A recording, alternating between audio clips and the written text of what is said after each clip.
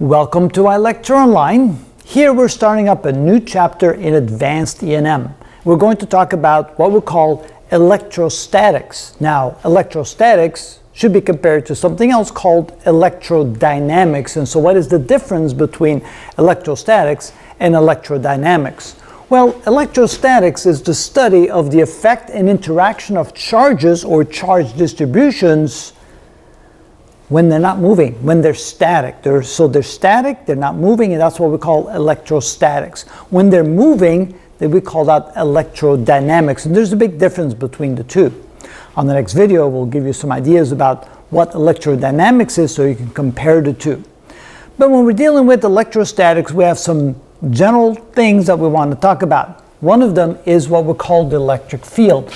When you have an object that contains an excess of charge, let's say positive charges, around that object you will have what we call an electric field. And so then when we place a small test charge within that electric field, that test charge will experience a force. Now the size of the electric field, or the magnitude of the electric field, is going to be equal to K. Now K is a constant, we'll get into that in a moment, times the charge on the distribution divided by the distance to that charge squared. Now, if I take some point right here, and I call this distance r, the magnitude of the electric field at this location will be K times Q divided by r squared.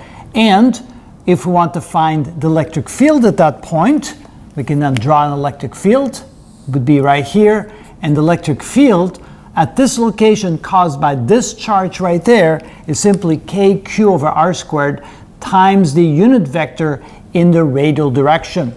Now, what is k? K is 1 over 4 pi epsilon sub naught, and that would be approximately equal to 9 times 10 to the 9 Newton meter squared per Coulomb squared. I like to use 9 because it's simple. It's essentially 8.99, but I just like to round it off to 9. Now, this epsilon sub naught is called the permittivity of free space. It's a description of how the electric field interacts with free space, and the value for that number is 8.85 times 10 to the minus 12 Coulomb squared per Newton meter squared.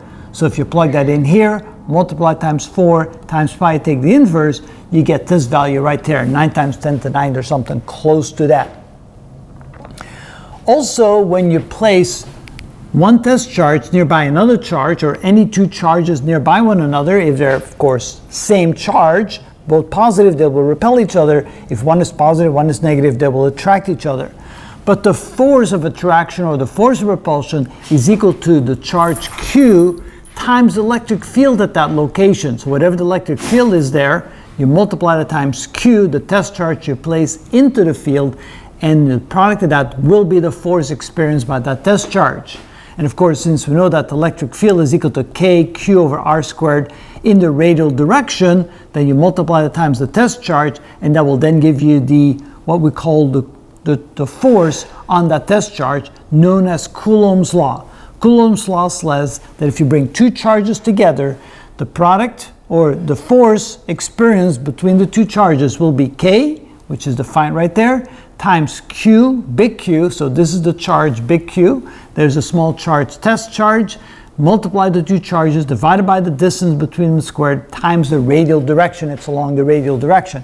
Of course, if this was a negative charge, the force would be towards this charge right here. Because it's a positive charge, it's a force of repulsion. That's known as Coulomb's law. And finally, let's say you have a charge Q here. Let me label it again. So we have a big charge Q and a small charge little q. What happens when we take this charge and we move it closer this way? We need to do work.